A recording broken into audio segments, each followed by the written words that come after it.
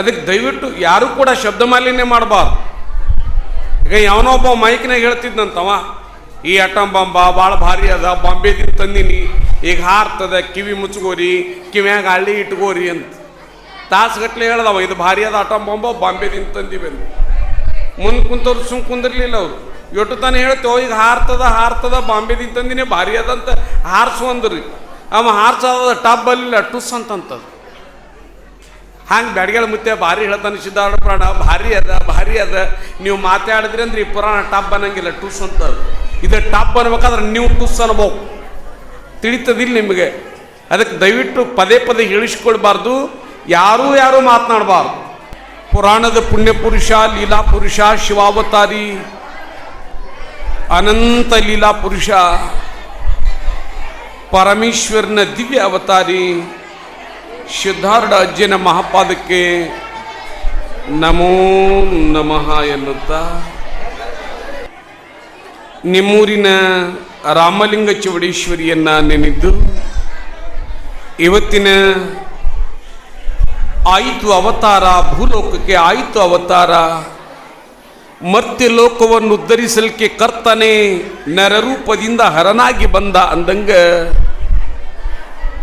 ಬರ್ಗೋ ಸಾಕ್ಷಾತ್ ನರಾಕೃತಿ ಅಂತ ಏನು ವೇದ ಹೇಳುತ್ತದೆ, ಆ ಪರಶಿವನೇ ಸಿದ್ಧಾರೂಢನಾಗಿ ಇವತ್ತು ತೊಟ್ಟಲದೊಳಗೆ ಆಟ ಆಡ್ತಾ ಇದ್ದಾನೆ. ಇದಕ್ಕೆ ಬಾಲ್ಯಕಾಂಡ ಅಂತ ಕರೀತಾರೆ. ಅಖಂಡ ಬೈರಾಮಡಿಗೆಯ ಮಹಾನಗರದ ಭಕ್ತ ಬಂಧುಗಳೇ, ತಾಯಿಂದರೆ, ತೊಟ್ಟಿಲೋತ್ಸವ ಸಮಾರಂಭಕ್ಕೆ ಆಗಮಿಸಿರುವ ಎಲ್ಲ ಶರಣ ಬಂಧುಗಳೇ, ಅವರಿವರೆನ್ನದೇ ನಿಮ್ಮೆಲ್ಲರಿಗೆ ಶರಣು ಶರಣಾರ್ಥಿಗಳು. ನಿನ್ನೆ ದಿವಸ ಒಂದು 40 ನಿಮಿಷ ಮಾತನಾಡ್ತಾನೆ. ಭಾಳ ಅದ್ಭುತ ಲೀಲೆಗಳನ್ನು ಬರಿತಾ ಹೋಗ್ತಾರೆ. ಭಾಳ ಜನ ಬರೆದಾರೆ. ಹೇಳಿನಿಲ್ಲ, ಬೆಳ್ಳಿಗಟ್ಟಿ ಬಸವಂತಾಚಾರ್ಯ ಬರೆದಿದ್ದಾರೆ, ಡಾಕ್ಟರ್ ಮಲ್ಲಿಕಾರ್ಜುನ್ ಶಿಂದಗಿಯವರು ಬರೆದಾರೆ. ಮೊನ್ನೆ ತಾನೇ ನಮ್ಮ ಮುಚ್ಚಳಂಬ ಪ್ರಣವಾನಂದ ಸ್ವಾಮಿ ಹೊಸ ಕೆಲವೊಂದು ಲೀಲೆಗಳನ್ನು ತೆಗೆದಾರೆ.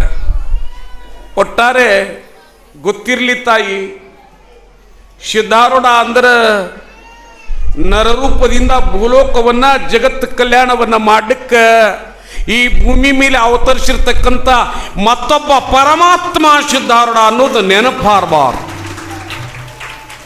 ಪರಮಾತ್ಮನ ಮತ್ತೊಂದು ಅವತಾರವೇ ಸಿದ್ಧಾರೂಢ. ಇದಕ್ಕೆ ಔಷಿ ಭಾವಿ ಸಂದೇಶ ಅಂತ ಕರೀತಾರೆ. ಅವನ ಅಂಶವೇ ಹೆಂಗ ಅಂದ್ರೆ ಬೆಂಕಿಯಿಂದ ಕಿಡಿ ಹೊರಗೆ ಬಂದಂಗ ಪರಮಾತ್ಮನಿಂದ ಬೆಂಕಿಯಿಂದ ಅವನದೇ ಆದ ಕಿಡಿ ರೂಪದೊಳಗೆ ಸಿದ್ಧಾರೂಢಪ್ಪ ಭೂಮಿ ಮೇಲೆ ಅವತರಿಸ್ತಾನೆ.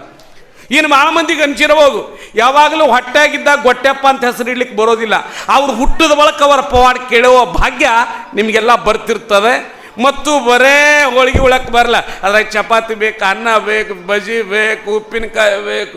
ತಂಗಿ ಸುಮ್ ಕುಂದ್ರೆ ಉಪ್ಪಿನಕಾಯಿ ಅಂದ್ರೆ ಹಿಂಗೆ ಮಾಡ್ತಾಳೆ ಇಲ್ಲ, ಅದೇನು ಹಂಗ ಅಜ್ಜಿನ ಪುರಾಣದೊಳಗೆ ಎಲ್ಲ ತಗೋಬೇಕಾಗ್ತದೆ. ಆರೂಢರು, ಅವಧೂತರು, ಪಂಚಾಚಾರ್ಯರು, ವಿರಕ್ತರು ಇವರೆಲ್ಲ ನಮ್ಮ ದೇಶದ ಆಸ್ತಿ ತಾಯಿ, ಗೊತ್ತಿರಲಿ. ಭಾರತ ದೇಶದ ಆಸ್ತಿ ಅಂದ್ರೆ ರೊಕ್ಕ ರೂಪಾಯಿ ಬಿಡ್ಲಿಂಗ ಕಟ್ಟಡ ಅಲ್ಲ. ನಮ್ಮ ದೇಶದ ಆಸ್ತಿ ಅಂದ್ರೆ ಸಿದ್ಧಾರೂಢರಂತ ಶರಣರೇ ಭಾರತ ದೇಶದ ದೊಡ್ಡ ಆಸ್ತಿ ಇರ್ತಾವ.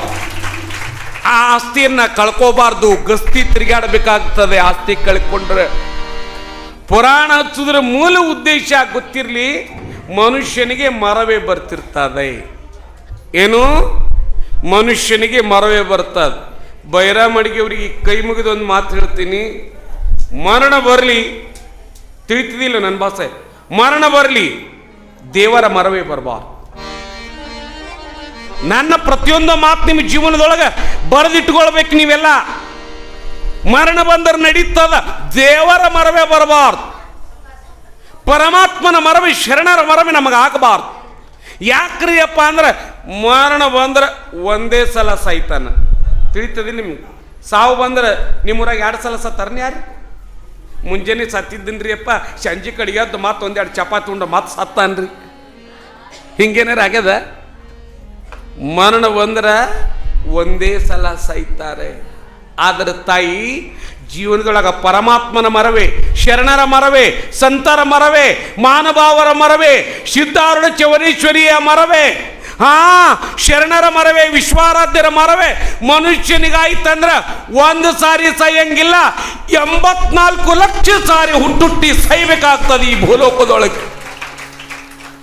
ಪುರಾಣ ಹಚ್ಚುವುದಂದ್ರೆ ಏನಾರೇ ಅಲ್ಲ, ಬರೇ ಪವಾಡ, ಕೈ ಕೊಟ್ಟ, ಕಾಲು ಕೊಟ್ಟ, ಮಕ್ಕಳು ಕೊಟ್ಟ, ಕಣ್ಣು ಕೊಟ್ಟ, ರೋಗ ಕಳೆದ, ಮುಗಿಲಿಲ್ಲ. ಅದು ಲೀಲೆಯೇ ಪುರಾಣ ಅಲ್ಲ.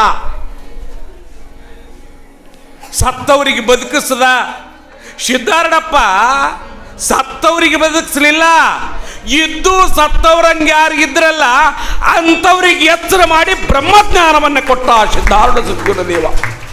ಸತ್ತಂತಿಯರನ್ನು ಬಡೆದೆಚ್ಚರಿಸು, ಕಚ್ಚಾಡುವರನ್ನು ಕೂಡಿಸು ಒಲಿಸು ಅಂತ ಬರೀತಾರೆ ಒಂದು ಕಡೆ. ಅಲ್ಲ, ಯಾಕೆ ಪುರಾಣ ಹಚ್ಚಬೇಕು? ನೆನಪು ಹೋಗುತ್ತದೆ, ಮರೆವಾಗುತ್ತದೆ. ನಿಮಗೆ ತಿಳಿಯಂಗೆ ಹೇಳಿ, ನೀವೆಲ್ಲರೂ ಇಲ್ಲೇನು ಕುಂತೀರಲ್ಲ ಯವ್ವ, ನೀವು ಸಾರು ಮಾಡ್ಲಕ್ಕತ್ತೀರ ತಿಳ್ಕೋರಿ, ತಿಳ್ಕೋರಿ. ಸಾರು ಅಂದ್ರೆ ಗೊತ್ತಾತ ನಿಮ್ಗೆ? ಏನ್ರಿ ಸಾರು ಅಂದ್ರೆ? ಅನ್ನದಾಗ ಹಾಕೊಂಡು ಹೋಗ್ತಿರಲ್ಲ, ಸಾರು ಅಂತೀರಿ. ಏನಂತೀರಿ ಇದಕ್ಕೆ? ಸಾರ ಏನು ಕಾರ್ಬೇಳೆ, ಆಮ್ರ, ಯಾಕೆ ಕೆಲವೊಂದು ಕಡೆ ಭಾಷೆ ತಿಳಿಯಂಗಿಲ್ಲ. ಇಲ್ಲಿ ಕುಂತಾರಲ್ಲ ಮೈಂದಿರಿಗೆ ಅಪ್ಪವ್ರು, ಇವ್ರ ಮಠಕ್ಕೆ ಹೋಗಿದ್ದೆ ನಾನು. ಯಾಕೆ ಬೋರಿಗೆ ಮಠಕ್ಕೆ, ಮೈಂದಿರಿಗೆ, ಸಿದ್ಧಾರ್ಥ ಮಠಕ್ಕೆ ಭಾಳ ಸಂಬಂಧ. ಯಾಕಂದ್ರೆ ನಾವೆಲ್ಲ ವಿಶ್ವಾರಾಧ್ಯರ ಪರಂಪರೆ ಇದ್ರು, ಸಿದ್ಧಾರ್ಥ ಪರಂಪರೆ ನಮಗೆ ಭಾಳ ಹೊಂದಾಣಿಕೆ ಅದು. ಇವ್ರ ಮಠಕ್ಕೆ ಹೋಗಿನಿ, ಇಲ್ಲಿ ಸಿದ್ಧಾಶ್ರಮಕ್ಕೆ ಒಬ್ಬ ಹೆಣ್ಮಗಳು ನಿಂತಾಳೆ. ಯಾವ ತೆಮ್ತೊಂಡು ಹೋಗ್ತೀನಿ, ಚರ್ಗಿ ಕೊಡೋತ್ ನಾ ಹೇಳಿನಿ, ಇಂಥ ಹಂಡೆ ತಂದಾಳಕಿ. ಹಂಡೆ ತೊಗೊಂಡು ಎಲ್ಲಿಗೆ ಹೋಗ್ಬೇಕನ? ಸಾರನ್ನು ಗೊತ್ತಾಯ್ತೇನೆ ನಿಮ್ಗೆ. ಸಾರು ಮಾಡ್ಲಿಕ್ಕತ್ತೀರಿ, ಗ್ಯಾಸಿನ ಮೇಲೆ ಬೊಗೋಣಿಗೆ ಇಟ್ಟಿರಿ, ಎಣ್ಣೆ ಹಾಕಿರಿ, ಸಾಸಿವೆ ಹಾಕಿರಿ, ಜೀರಿಗೆ ಹಾಕಿರಿ, ಬೆಳ್ಳುಳ್ಳಿ ಹಾಕಿರಿ, ಖಾರ ಹಾಕಿರಿ, ಎಲ್ಲ ಹಾಕಿರಿ, ಪರಂತು ಉಪ್ಪೇ ಬಿಟ್ಟಿರಿ. ಹೆಂಗಾಗ್ತದೆ ಸಾರ? ಸುಮ್ಮನೆ ನಾನು ನಿಮ್ಗೆ ಕೇಳ್ತೀನಿ. ಜೀರಿಗೆ ಅದ, ಬೆಳ್ಳುಳ್ಳಿ ಅದ, ಖಾರ ಅದ, ಎಣ್ಣೆ ಅದ, ನೀರದ, ಗ್ಯಾಸ್ ಪುಟ್ಟು ಮಾಡಿರಿ, ಎಲ್ಲ ಹಾಕಿರಿ, ಉಪ್ಪೇ ಬಿಟ್ಟಿರಿ. ಸಾರು ಹೆಂಗಾಗ್ತದ? ಉಪ್ಪಿಲ್ಲದ ಸಾರ ತಿಪ್ಪ್ಯಾಗ ಚೆಲ್ಲ ಅಂತದೆ. ತಾಯಿ ಇದು ಹೇಳಕ್ ಬಂದಿಲ್ಲ ನಾನು. ಉಪ್ಪಿಲ್ಲ ಅಂದ್ರೆ ಅಡಿಗೆ ರುಚಿ ಆಗಂಗಿಲ್ಲ. ಬೈರಾಮ್ ಅಡಿಗೆ ಭಕ್ತರೆ, ನಿಮ್ಮ ಜೀವನದೊಳಗ ರೊಕ್ಕ ಅದ, ರೂಪಾಯಿ ಅದ, ಹೊಲ ಅದ, ಮನಿ ಅದ, ಆಸ್ತಿ ಅದ, ಅಂತಸ್ತದ, ಅಧಿಕಾರ ಅದ, ಎಲ್ಲ ಅದ. ಉಪ್ಪಿಲ್ಲ ಅಂದ್ರೆ ಅಡಿಗೆ ರುಚಿ ಆಗಂಗಿಲ್ಲ. ನಿಮ್ಮ ಜೀವನದೊಳಗ ಪರಮಾತ್ಮ ಇಲ್ಲ ಅಂದ್ರೆ ನಿಮ್ಮ ಜೀವನ ರುಚಿ ಆಗಂಗಿಲ್ಲ. ನಿಮ್ಮ ಜೀವನ ರುಚಿ ಆಗಬೇಕಾಗಿತ್ತು ಅಂದ್ರೆ ನಿಮ್ಮ ಬದುಕಿನೊಳಗ ಪರಮಾತ್ಮನನ್ನು ಬೆರೆಸಬೇಕಾಗುತ್ತದೆ. ನಿಮ್ಮ ಬದುಕಿನೊಳಗ ಪರಮಾತ್ಮನನ್ನು ಕೂಡಿಸಬೇಕಾಗುತ್ತದೆ. ಪರಮಾತ್ಮನ ಬೆರೆಸುವುದರ ಸಂಬಂಧ ಪರಮಾತ್ಮನ ರೂಪಿ ಸಿದ್ಧಾರೂಢರ ಮಹಾಪುರಾಣ ನಿನ್ನೆ ನೀವೆಲ್ಲ ಕೇಳ್ಕೊಂತ ಹೊಂಟಿರಿ. ಬೀದರ್ ಜಿಲ್ಲೆ ಚಳಕಾಪುರದೊಳಗೆ ಶರಣ ದಂಪತಿಗಳಿದ್ದಾರೆ. ಗುರುಶಾಂತಪ್ಪ, ದೇವಮಲ್ಲಮ್ಮ ಹೇಳಿ ನಿಸುಮ ನೆನಪಿಸ್ತೀನಿ ನಿಮಗೆ. ಈ ಶರಣ ದಂಪತಿಗಳಿಗೆ 2 ಮಕ್ಕಳಾದ ಬಳಿಕ ಗುರುಶಾಂತಪ್ಪನವರಿಗೆ ಅನಿಸ್ತದೆ, ಬರೇ ಹೆಂಡ್ರು ಮಕ್ಕಳು, ನಾನು, ನನಗಾಗಿ ನನ್ನವರು, ಫಲ, ಮನಿ, ಪ್ರಪಂಚ, ಆಸ್ತಿ, ಅಂತಸ್ತಂತ ಬರೇ ಭೋಗಭಾಗ್ಯಗಳ ಸಂಸಾರದ ಬಲಿಯೊಳಗೆ ಬಿದ್ದು ಸಾಯುವ ಮಗ ನಮ್ಮ ಮನೆತನಕ್ಕೆ ಕೊಡಬೇಡ. ನನ್ನ ಹೊಟ್ಟಿಯಿಂದ ಹುಟ್ಟಿದ ಮಗನಿಂದ ಜಗತ್ತು ಕಲ್ಯಾಣ ಆಗಬೇಕು, ವಿಶ್ವ ಉದ್ಧಾರ ಆಗಬೇಕು ಅಂತ ಮಗುವನ್ನು ಕೊಡುವಂತ ನಿತ್ಯ ದೇವಮಲ್ಲಮ್ಮ ವೀರಭದ್ರ ಸ್ವಾಮಿಗಳು ಕೊಟ್ಟಿರುವ ಕೈಯೊಳಗ ಲಿಂಗವನ್ನು ಹಿಡಿಕೊಂಡು ಲಿಂಗಾರಾಧನೆ ಮಾಡುತ್ತಾಳೆ, ದೇವಸ್ಮರಣೆಯನ್ನ ಮಾಡುತ್ತಾಳೆ. ಆ ಲಿಂಗವನ್ನ ಕಣ್ಣೀರಿನಿಂದ ತೊಳೆದು ಕೇಳುತ್ತಾಳೆ, ಯಪ್ಪ ಮದುವೆಯಾಗಿ 12 ವರ್ಷ ಆದರೂ ಕೂಡ ವಿಶ್ವವನ್ನ ಬೆಳಗಬಲ್ಲ ಲೋಕ ಪೂಜ್ಯ ಮಗ ಹುಟ್ಟಲಿಲ್ಲಲ್ಲ ಅಂತ ಒಂದೇ ಸವನೆ ಕಣ್ಣೀರಾಕಿ ಲಿಂಗಾರಾಧನೆಯನ್ನ ಮಾಡಿ ಲಿಂಗದ ಮ್ಯಾಲ ದೇವಮಲ್ಲಮ್ಮ ಹಿಂಗ ಹೂವ ಏರಿಸ್ತಿದ್ದಳಂತ. ಎಂತ ವಿಚಿತ್ರ ತಾಯಿ! ಒಂದ್ ದಿವಸ ಹೂವ ಏರಿಸಿ ತನ್ನ ಕೈಯೊಳಗಿರುವ ಲಿಂಗ ಹಿಂಗ ನೋಡ್ಲಿಕ್ಕತ್ತಾಳೆ. ಲಿಂಗದ ಮ್ಯಾಲಿಂದ ಒಂದು ಹೂವ ಹಾರಿ ಬಂದು ಸೀರೆ ಉಡಿಯೊಳಗೆ ಬಿದ್ದಂಗ ಆಗುತ್ತದೆ ದೇವಮಲ್ಲಮ್ಮನಿಗೆ.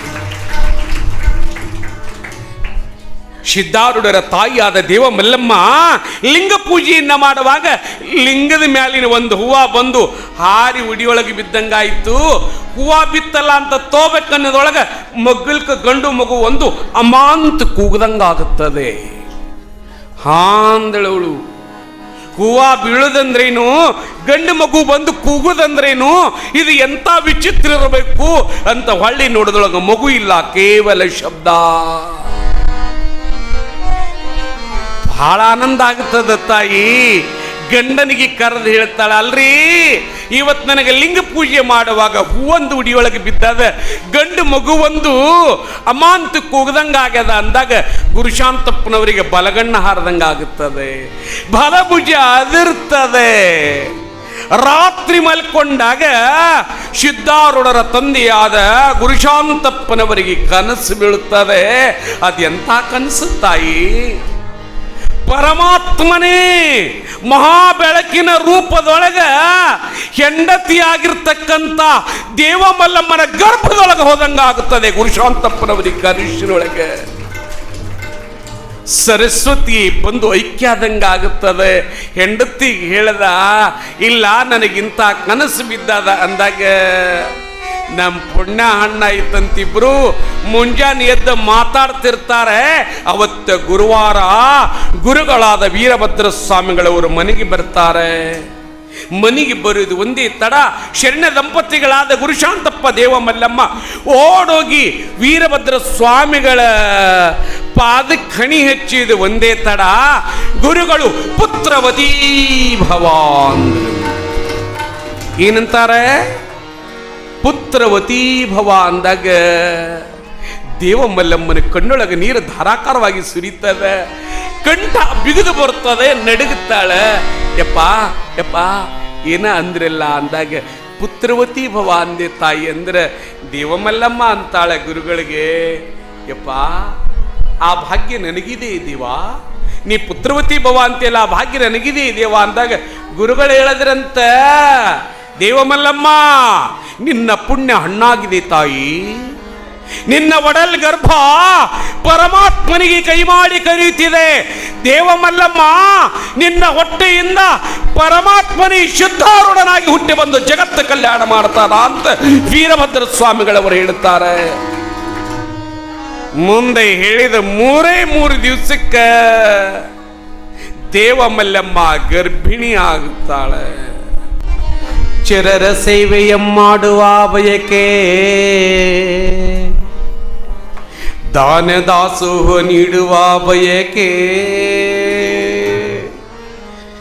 ಇಷ್ಟಲಿಂಗ ಮಹಾಪೂಜೆಯ ಮಾಡುವ ಬಯಕೆ.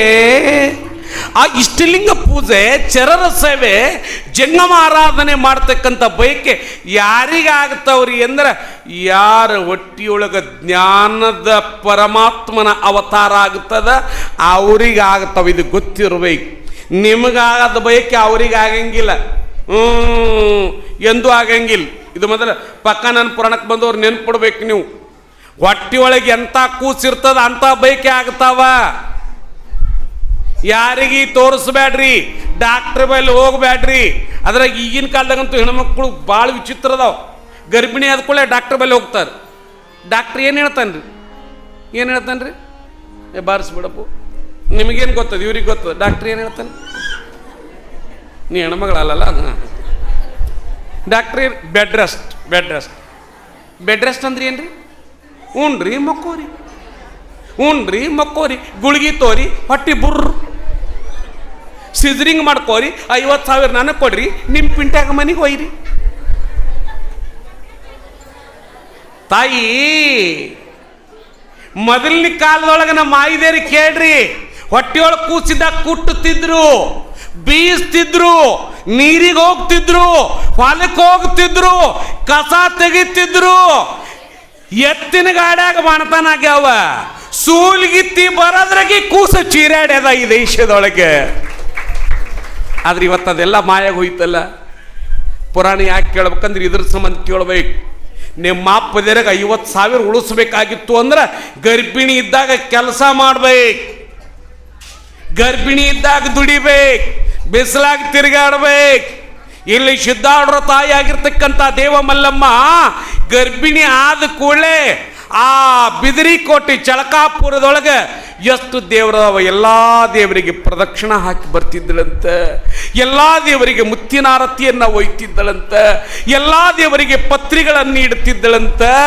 ಗಂಡನಾಗಿರ್ತಕ್ಕಂಥ ಗುರುಶಾಂತಪ್ಪ ಕೇಳ್ತಿದ್ದ, ಏ ಮಲ್ಲಮ್ಮ ನಿನಗೀಗ ಏನು ಬೇಕು ಕೇಳು ಅಂದಾಗ ಮಲ್ಲಮ್ಮ ಹೇಳ್ತಿದ್ದಳಂತ, ನನಗೆ ಲಿಂಗ ಪೂಜೆ ಮಾಡ್ಕೊಳ್ಳಂಗಾಗ್ತದ್ರಿ, ದೇವರ ಜಗಲಿ ಮ್ಯಾನಿ ಲಿಂಗ ಕೈಯಾಗಿ ಹಿಡ್ಕೊಳ್ಳಂಗ ಆಗ್ತದಂದ್ರೆ ಗುರುಶಾಂತಪ್ಪನವ್ರು ಹೇಳಿದ್ರಂತ, ಮಲ್ಲಮ್ಮ ಇಟ್ಟು ನೀನು ಲಿಂಗ ಪೂಜೆ ಮಾಡ್ತಿ ಅಂದ್ರ ಏ ಮಲ್ಲಮ್ಮ ನಿನ್ನ ಹೊಟ್ಟಿಯಿಂದ ಮಲ್ಲಿಕಾರ್ಜುನ ರೂಪಿ ಸಿದ್ಧಾರ್ಥ ಹುಟ್ಟಿ ಬರ್ತಾನೆ, ಪರಮಾತ್ಮನೇ ಹುಟ್ಟಿ ಬರ್ತಾನಂತ.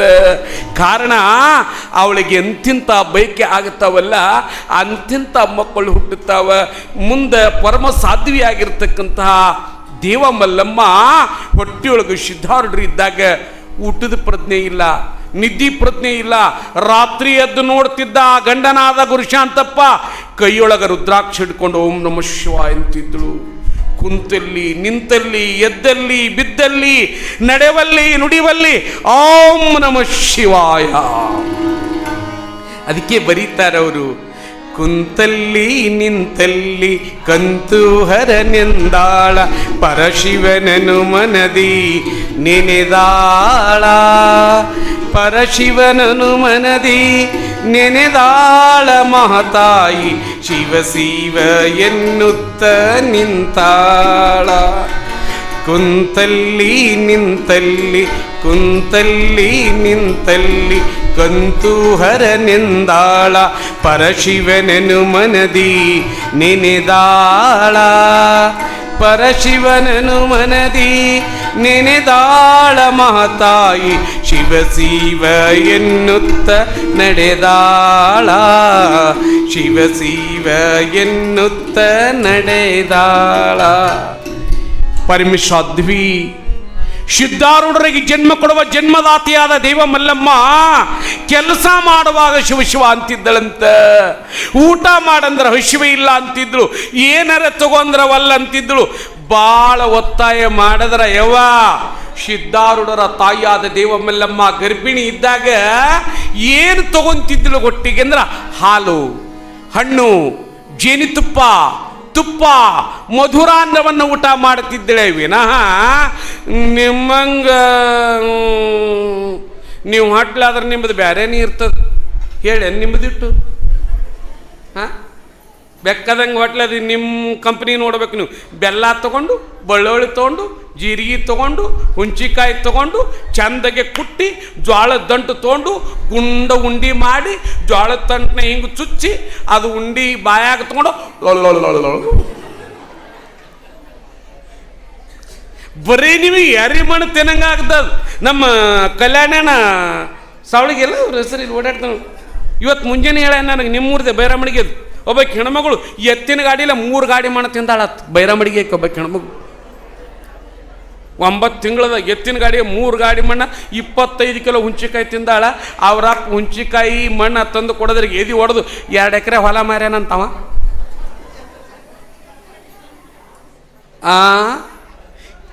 ನೀವು ಎಂತಿಂತ ಬಯಕೆ ಮಾಡ್ತೀರಲ್ಲ ತಾಯಿ, ಅಂತಿಂತ ಮಕ್ಕಳು ಹುಟ್ಟುತ್ತವೆ. ಇಲ್ಲಿ ಸಿದ್ಧಾರೂಢರ ತಾಯಿ ಆಗಿರ್ತಕ್ಕಂಥ ದೇವ ಮಲ್ಲಮ್ಮನಿಗೆ ಒಂದೇ ಒಂದು ಬಯಕೆ, ಅದು ಶಿವನಾಮ ನುಡಿಯುವ ಬಯಕೆ. ಶಿವ ಅಂದ್ರೆ ಉಲ್ಲಾಸ ಆಗುತ್ತದೆ ಅಲ್ಲ. ಇಲ್ಲಿ ದೇವ ಮಲ್ಲಮ್ಮ ಶಿವ ಶಿವ ಅಂತಿದ್ದಳಂತೆ. ಶಿವಕಳೆ ಹೊಟ್ಟೆಯೊಳಗೆ ತಯಾರಾಗಿಲ್ಕತ್ತದೆ.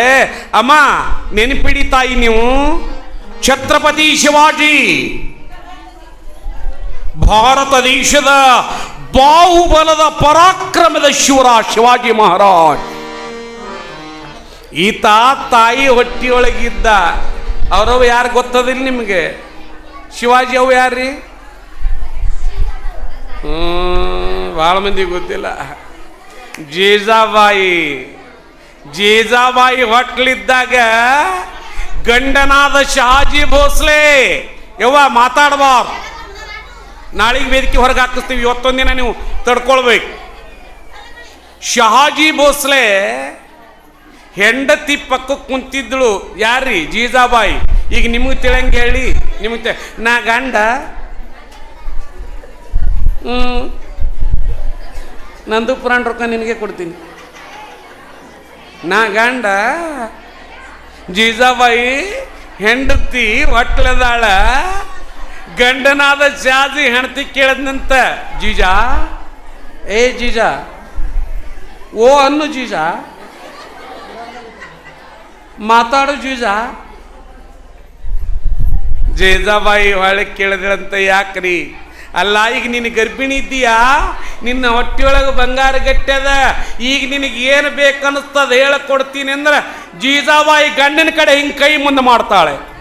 ಯವ್ವ ನೆನ್ಪಿಡ್ಬೇಕು, ಪ್ರಾಣಕ್ಕೆ ಬಂದವು ಹಿಂಗೆ ಕೈ ಮುಂದೆ ಮಾಡಿದಾಗ ಯಾಕ ನನ್ನ ಕೈ ಮೇಲೆ ಕೈ ಹಾಕಿ ಆಣಿ ಮಾಡಿ ಹೇಳ್ರಿ, ನಾ ಏನು ಬೇಡ್ತೀನಿ ಅದು ಕೊಡ್ತೀನಿ ಎಂದಾಗ ಗಂಡನಾಗಿರ್ತಕ್ಕಂಥ ಶಾಜಿ ಭೋಸ್ಲೆ ಹೆಂಡತಿ ಕೈ ಮೇಲೆ ಕೈ ಹಾಕಿ ಆಣಿ ಮಾಡಿ ಹೇಳ್ತಾನ, ನೀ ಬೇಡಿದ್ದು ಕೊಡ್ತೀನಿ, ಏನು ಹೇಳಂದ್ರೆ ಜೀಜಾಬಾಯಿ ಹೇಳಿದಳಂತ, ನಾ ಹೊಟ್ಲಿದ್ದೀನಿ ರೀ, ನಾನು ಹೊಟ್ಟೆ ಕೂಸದ, ನನಗೀಗ ಏನು ಬೇಕಂದ್ರೆ ಕುದುರೆ ಮ್ಯಾಲ ಕುಂದ್ರಂಗಾಗ್ಯದ, ಕುದುರೆ ಬೇಕು, ತಲೆ ಮ್ಯಾಲ ಬಂಗಾರ ಕಿರೀಟ ಇಟ್ಕೊಳಂಗಾಗ್ಯದ, ಕೈಯಾಗ ಖಡ್ಗ ಇಡಂಗಾಗ್ಯದ, ಯಾರ ಭಾರತ ದೇಶದ ಮೇಲೆ ಆಕ್ರಮಣ ಮಾಡ್ತಾರ ಅವರ ಕುತ್ತಿಗೆ ಕತ್ತರಿಸಂಗಾಗ್ಯದ, ನನಗೆ ಖಡ್ಗ ಬೇಕು ಅಂದಳದು. ಬೋಲೋ ಭಾರತ ಮಾತಾ ಎಂದರು ಈ ದೇಶದ ಯುವಕರು. ಯಾರು ಈ ದೇಶದ ಮೇಲೆ ಆಕ್ರಮಣ ಮಾಡ್ತಾರ ಅವರ ಖಡ್ಗದಿಂದ ಕುತ್ತಿಗೆ ಕತ್ತರಿಸಂಗಾಗ್ಯದ. ಹಿಂದೂ ಧರ್ಮ ರಕ್ಷಣಾಯ ಸಿದ್ಧ ಖಡ್ಗ ಸದಾವಯ. ಹಿಂದೂ ಧರ್ಮದ ರಕ್ಷಣೆಗಾಗಿ ನನ್ನ ಖಡ್ಗ ಸದಾ ತೆರೆದಿಡ್ತೀನಿ, ನಾನು ಗರ್ಭಿಣಿ ಇದ್ದೀನಿ, ನನಗೆ ಬಂಗಾರ ಕಿರೀಟ ಖಡ್ಗ ಕೊಡೋ ಅಂದಳಂತೆ. ಕಾರಣ ಜೀಜಾಬಾಯಿಗೆ ಇದು ಯಾಕೆ ಬೇಕಾಗಿತ್ತು ಅಂದ್ರೆ, ಜೀಜಾಬಾಯಿ ಆಸೆ ಅಲ್ಲ, ಹೊಟ್ಟೆಯೊಳಗಿರ್ತಕ್ಕಂಥ ಶಿವಾಜಿಯ ಪುರುಷ ರೂಪ ಅದು ಕೂಸಿ ಎಂತದ್ದಿರ್ತದೆ, ಅಂಥ ಬಯಕೆ ಆಗುತ್ತವ. ಇಲ್ಲಿ ಸಿದ್ಧಾರೂಢಪ್ಪ ಇದ್ದಾಗ ದೇವಮಲ್ಲಮ್ಮನಿಗೆ ಎಲ್ಲಿಲ್ಲದ ಬೇಕೆ. ಮುಂದೆ ದಿನಗಳುರುಳೆ ವಾರಗಳುರುಳೆ ಮಾಸೆಗಳುರುಳೆ, ದಿವಸ ಹೋಗ್ತಾವ, ವಾರ ಹೋಗ್ತಾವ, ತಿಂಗಳುಗಳಾಗ್ತಾವ. ಮುಂದೆ 8ನೇ ತಿಂಗಳಿಗೆ ಸಿದ್ಧಾರೂಢರ ತಾಯಿಯಾದ ದೇವಮಲ್ಲಮ್ಮನಿಗೆ ಭಾರತದ ವೀರಶೈವ ಪರಂಪರೆಯಂತೆ ವೀರಭದ್ರ ಸ್ವಾಮಿಗಳಿಂದ ಅವಳ ಗರ್ಭಕ್ಕೆ 8ನೇ ತಿಂಗಳಿಗೆ ಲಿಂಗ ಧಾರಣ ಮಾಡುತ್ತಾರೆ. ಮುಂದೆ 9 ತಿಂಗಳ 9 ದಿವಸ ರಾಮನವಮಿ 1858ನೇ ಇಸ್ವಿ, ಯವ್ವ ದುರ್ಮುಖಿ ನಾಮ ಸಂವತ್ಸರ ಶನಿವಾರ.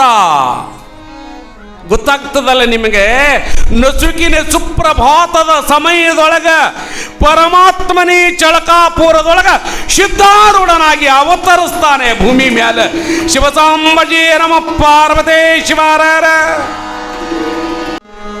ಇಡೀ ಭಾರತ ದೇಶ ಎಷ್ಟು ಜನ್ಮದ ಪುಣ್ಯವೇ ನಮಗೆ ಸಿದ್ಧಾರೂಢ ದೊರೆತಾನ ಅಂತ ಎಲ್ಲರೂ ಕುಣಿದಾಡ್ತಾರೆ, ಕುಪ್ಪಳಿಸ್ತಾರೆ. ಚಳಕಾಪುರದೊಳಗೆ ಎಲ್ಲ ಮಂದಿರದೊಳಗೆ ದೀಪಾರಾಧನೆ ಆಗುತ್ತದೆ, ಶಿವಾರಾಧನೆ ಆಗುತ್ತದೆ. ಸಿದ್ಧಾರೂಢರು ಹುಟ್ಟುವಾಗ ತನ್ನಿಂದ ತಾನೇ ಗಂಟಿಗಳು ಬಾರಿಸ್ತಾವ, ಶಂಕನ್ ಧ್ವನಿ ಬರ್ತದ.